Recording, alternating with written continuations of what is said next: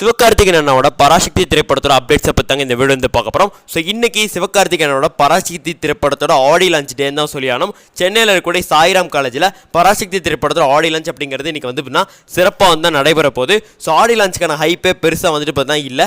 எப்போயுமே சிவகார்த்திகேயனோட படங்களுக்கு ஆடி லான்ச்னா பெரிய ஹைப் வந்துட்டு பார்த்தா இருக்காது. சென்னை சாய்ராம் காலேஜில் ரொம்பவே மினிமமான டிக்கெட்ஸ் தான் இருக்குங்கிறனால அங்கே இருக்கிற ரசிகர்களுக்கே அந்த டிக்கெட்ஸ் வந்தால் பத்தாது. ஸோ ஆனால் நமக்கு வந்தால் பெருசாக தெரியல. ஆடி லான்ச் அப்படிங்கிறது இவங்க எப்பயுமே வந்துட்டு நார்மலாக தான் வந்து பண்ணுவாங்க. அதே மாதிரி பண்ணியிருக்காங்க. இந்த ஒரு ஆடியோ லஞ்சுக்கு சிவகார்த்திகேயன் அண்ணா, அதர்வா, ரவிமோகன், ஸ்ரீலீலா, அதே மணிக்கு சுதா கவுந்தர் மற்றும் பலர் வந்து வரப்போகிறாங்க. ஸோ இவங்க எல்லாமே படக்குழுவினரையும் தாண்டி பல நட்சத்திரங்கள், நம்ம ரஜினி சார் வராருங்கிறாங்க, நம்ம கமலஹாசன் சார் வராருங்கிறாங்க, இன்னும் நிறைய நட்சத்திரங்கள் வராங்க அப்படிங்கிற மாதிரி சொல்கிறாங்க. ஸோ ஏன் அப்படின்னா நம்ம சிவகார்த்திகேயனோட 25வது படம் அவரோட சினிமா இண்டஸ்ட்ரியில் இது ஒரு மிகப்பெரிய ஒரு வெற்றி. ஸோ அதை வந்து கொண்டாடுற விதமாக இத்தனை பேர் வந்து வரப்போகிறாங்க. ஸோ இதை வந்துட்டு விஜய் ஃபேன்ஸ் எல்லாருமே எங்களுக்கு பயந்துட்டு தான் ரெட் ஜெயின்ஸ் இப்படிலாம் பண்ணுறாங்க அப்படிங்கிற மாதிரி வந்து சொல்லிட்டு இருக்காங்க.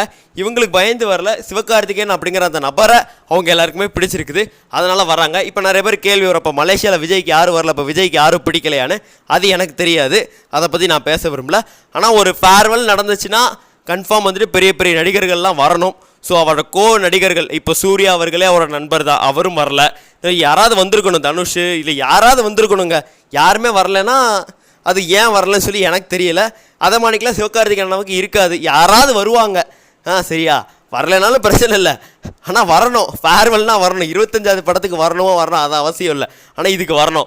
ஓகே, அதை பற்றி நம்ம பேசி டைம் வேஸ்ட் பண்ண வேண்டாம். ஸோ ஆடியோ லஞ்ச் இப்போ சிறப்பாக வந்து ஸ்டார்ட் ஆகிடுச்சு. ஸோ ஸ்டார்ட் ஆகும்போதே ஃபஸ்ட்டு வந்து ஓப்பனிங்லேயே வந்துட்டு சூப்பராக இருக்குது. எங்கள் வழிகாட்டி அப்படி சொல்லி நம்ம சிவகார்த்திகேயன் ஃபோட்டோ வச்சுருக்காரு.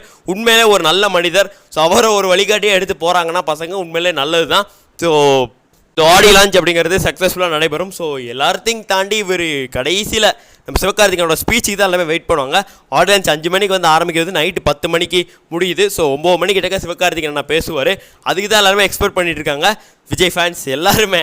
ஸோ அந்த ஒரு விஷயத்துக்கு தான் நம்மளும் காத்திருக்கோம். ஸோ நீங்கள் எவ்வளோ எக்ஸ்பெக்டேஷன் இருக்கீங்க, கமெண்ட்ஸில் பதிவு பண்ணிடுங்க. நன்றி, வணக்கம்.